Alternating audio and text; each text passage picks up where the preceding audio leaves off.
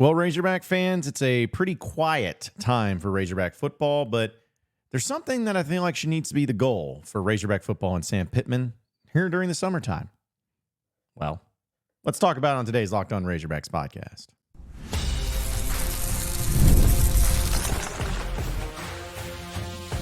You are Locked On Razorbacks, your daily podcast on the Arkansas Razorbacks, part of the Locked On Podcast Network, your team every day. And welcome into the Locked On Razorbacks podcast. I am your host, John Nabors. I'm also the host of John Nabors Show, which you can catch every weekday afternoon from 4 to 6 on Natty State Sports and nattystatesports.com. Hope everybody's having a wonderful Tuesday as we are getting closer to the end of May, and also postseason baseball is upon us, which we'll talk a little bit about that, as well as some of the awards that were handed out to some of the SEC players, including some of the Razorbacks. Did anybody get snubbed? Probably. But, I mean, we'll talk about that here in a second. But I did want to talk a little football, though, because I actually had this discussion with some friends of mine, but also a little bit on my show yesterday in dealing with Razorback head coach Sam Pittman. Because, you know, football is so quiet right now. I know that they have recently added a new wide receiver who originally had committed to Army and decided to get out of his national letter of intent to come on to Arkansas. 6'4", 170-pound guy, really a speedster. So, you know, they still have some things that keep happening here and there. But overall, it's a pretty quiet time for Razorback football because you don't have practices. You have summer workouts, but it's not like the coaches are getting involved or anything like that. And so the question becomes of, what do you do? You're Sam Pittman. What do you do?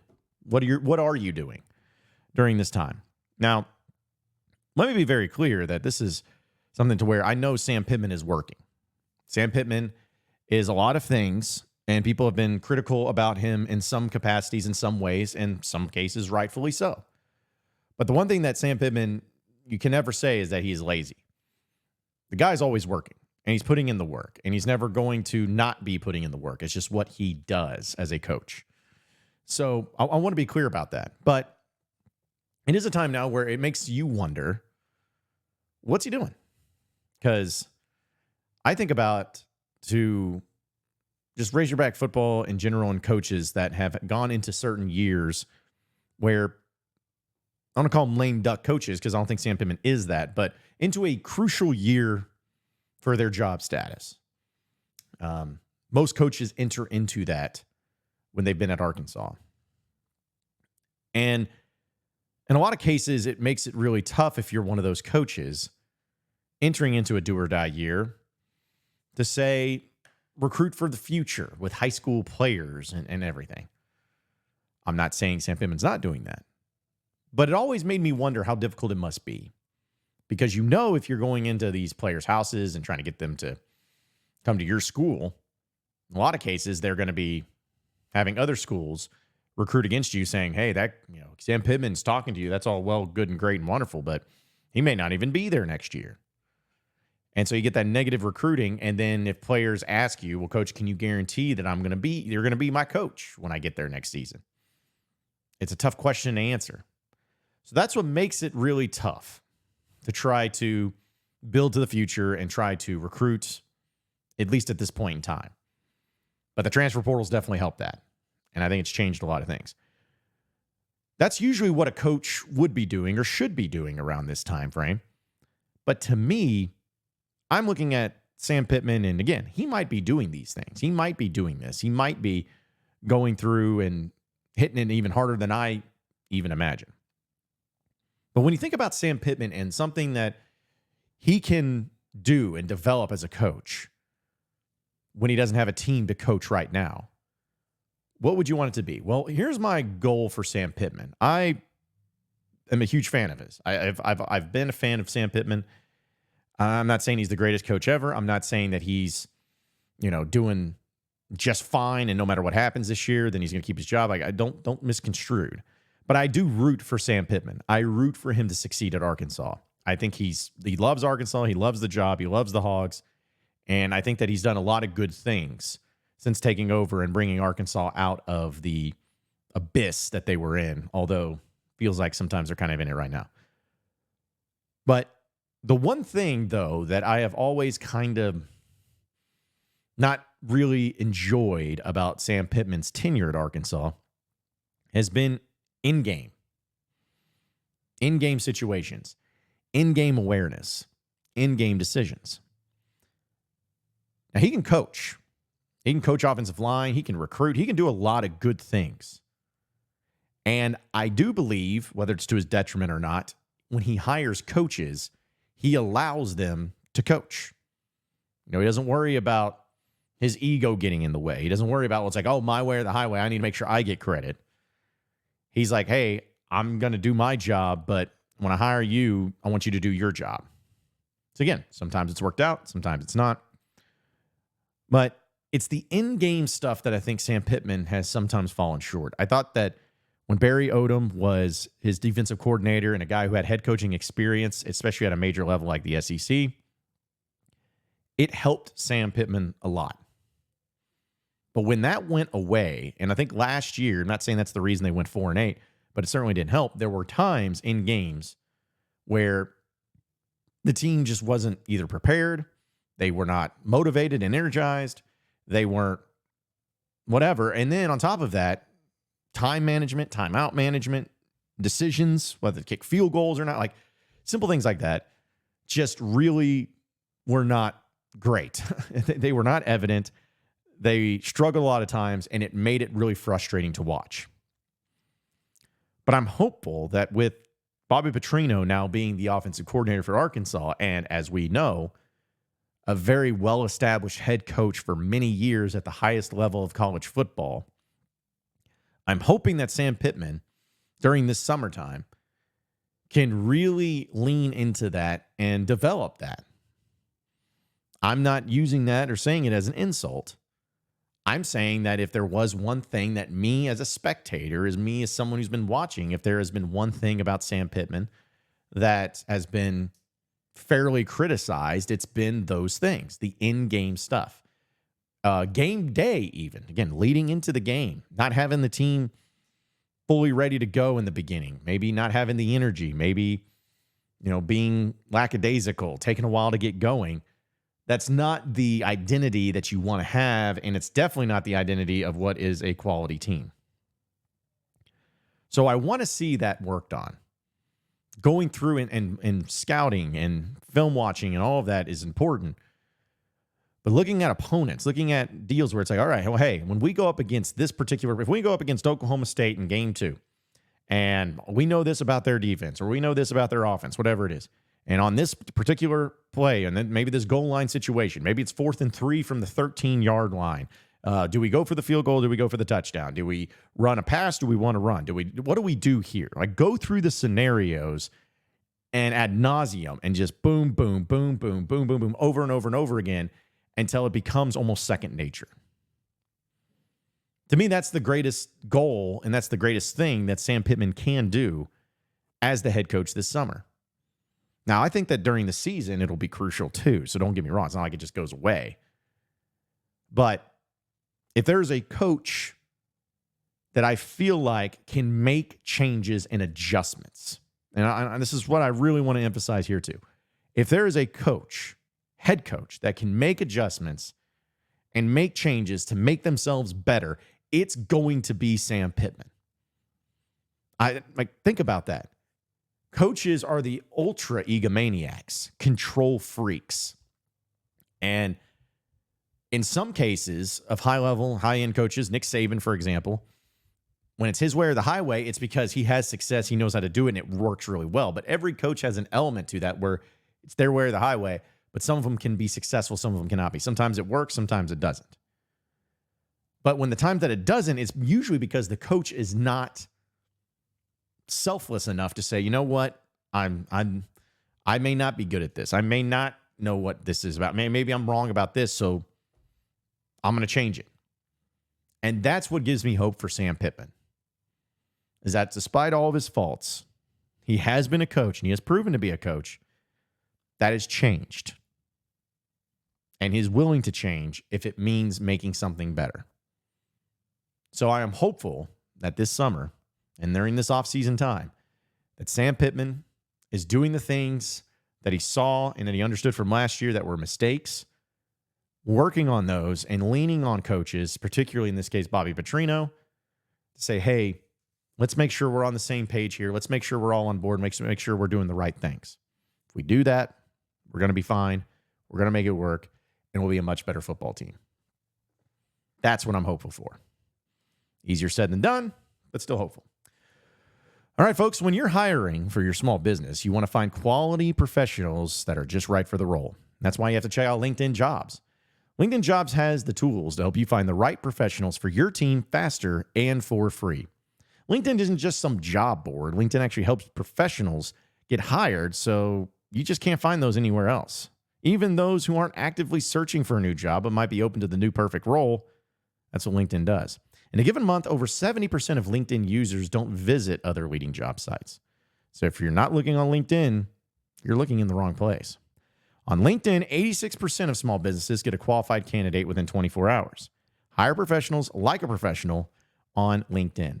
LinkedIn knows that small businesses are wearing so many hats and may not have the time or the resources to hire, and they're constantly finding ways to make the process easier. And they even just launched a feature that helps you write job descriptions, making the process even easier and quicker. 2.5 million small businesses use LinkedIn for hiring. So post your job for free at linkedin.com/lockedoncollege.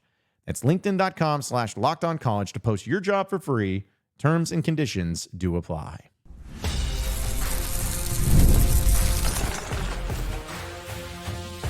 You are Locked On Razorbacks, your daily podcast on the Arkansas Razorbacks, part of the Locked On Podcast Network, your team every day. All right, so moving on into the next segment of the Locked On Razorbacks podcast. I wanted to give a big congratulations to some of the Razorbacks baseball team that got named to some of the All-SEC awards. And Hagen Smith being one of the biggest ones. And it's no surprise, as he is named the 2024 SEC Pitcher of the Year. So congrats to Hagen. And it's kind of wild because you think about it, Arkansas's had some really good pitchers come through here, but this is only the third time they've had the actual Pitcher of the Year. Of course, Kevin Kopps, obviously, and Nick Schmidt, who actually Hagen Smith passed on the all-time strikeout list. So of all the great pitchers, there's not been many that have been SEC Pitchers of the Year, but Hagen Smith, rightfully so, gets that award. Now, he's 9-0 this year, and he has an ERA of 1.52. Now, this is what's crazy. I'm not a big math guy, but follow me. He has 150 strikeouts, okay? 150. And that's in 77 innings over 14 starts.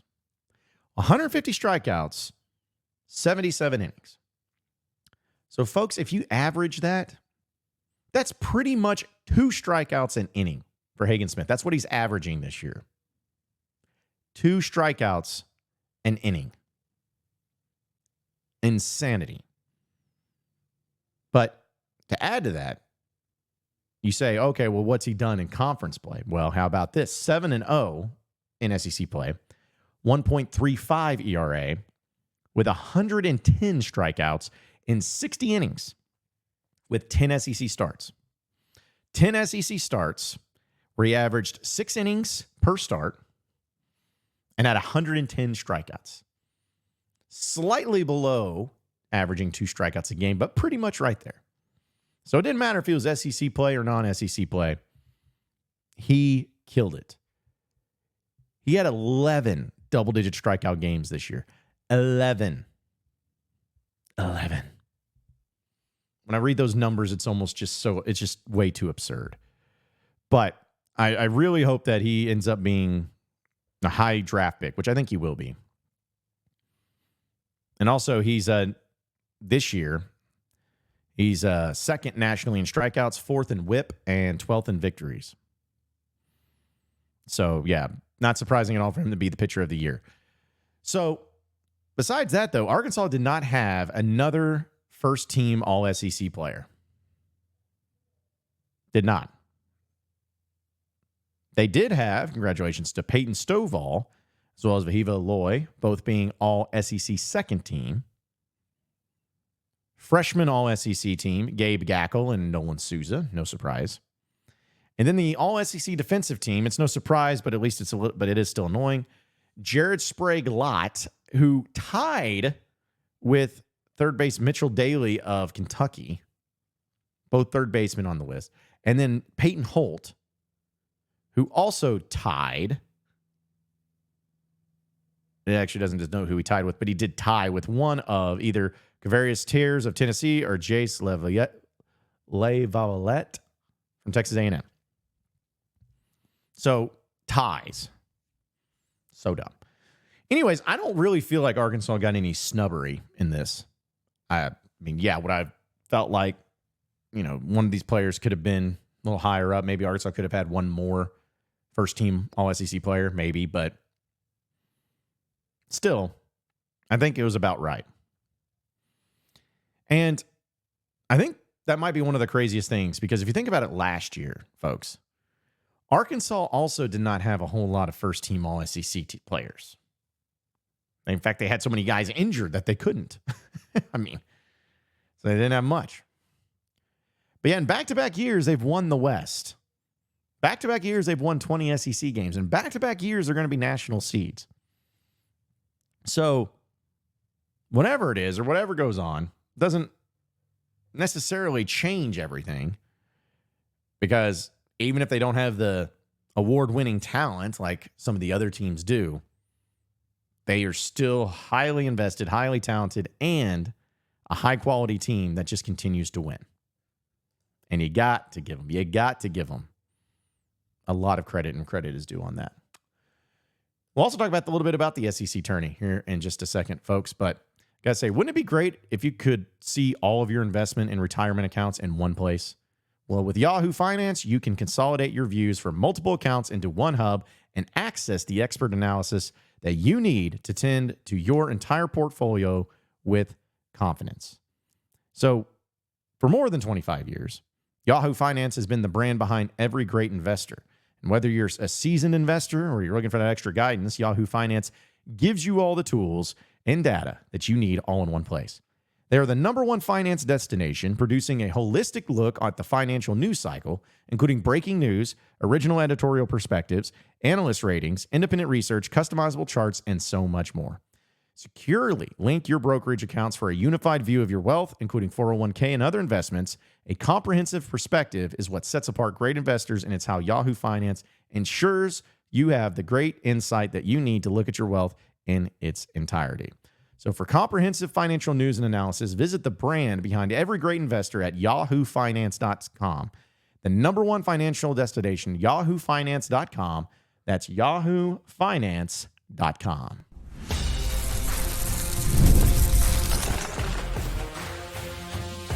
You are Locked On Razorbacks, your daily podcast on the Arkansas Razorbacks. Part of the Locked On Podcast Network, your team every day. All right, so final segment of the Locked On Razorbacks podcast. I wanted to bring this up because SEC tournament play is going to be happening starting today, technically. Arkansas will play the winner of Alabama and South Carolina on Wednesday, early afternoon. So we'll see. But it's the old question. It's the old adage of, what do you want your team to do in the SEC tournament? And I actually ran a poll question on my Twitter account asking Razorback fans what they wanted. And at the last check, it was about 40% of you had said you want to win a couple games. That was leading the way. And after that was going 0-2 in barbecue. Then after that was winning it all. And then after that was making a run. So how crazy is it that more of you wish to go 0-2 in barbecue in the SEC tournament than actually win the whole thing? Is it that crazy, though? But is it that crazy? I don't think it is. Because to me, I want to get out of the SEC tournament as healthy as possible. That's the only thing that matters. And I could be wrong about this, but I don't believe there's ever been an SEC team that did something in the SEC tournament, as far as winning games or winning the whole thing, that made them suddenly be better or be improved in that short week to make them even better than what they normally would have been in postseason play in the regionals and supers. I don't think there's ever a thing that's happened. It's like, oh, this team, if they would have gone 0-2, they would have gotten bounced immediately in regionals. But because they won the SEC tournament, though, that's how they got them to Omaha. I just don't think that's the case. So instead of looking at it from maybe the games that you want to win, the amount of games, it's like, or names that you don't want to win, whatever it is, don't look at it as that. Just look at it about what gets our team the healthiest getting out of there, what gets their mindset right, what makes them feel most confident, what makes them feel the best, and whatever that is, do that and get home. Because you got regionals coming up. You are a national seed. And I love that D1Baseball.com put out Arkansas as a 5th seed, which is about right. And they would have Texas come to Fayetteville. Like, Texas would be the 2 seed in the regionals. That would be electric. And they would be paired up with Virginia, who's at a 12 seed. So if Arkansas, again, this is all just projections. But if Arkansas was to win that regional, then they would face off against the winner of the Virginia regional in Fayetteville. So it'd still be pretty fun. But either way, get out of there healthy. That's all that matters. Win a couple games. That's fine. Don't care. Get healthy. Get right. Get ready. Because Omaha is a calling, and that's the expectation for this team heading into the postseason. Appreciate all of you listening and watching into the Locked On Razorbacks podcast. Be sure to like and subscribe to the podcast on iTunes or on Google Play. You can also get after me on Twitter at John Nabors Show for any questions, comments, concerns that you may have. We'll keep it going from there. Same podcast time, same podcast channel tomorrow afternoon. Have a great day, everybody. We'll see you then.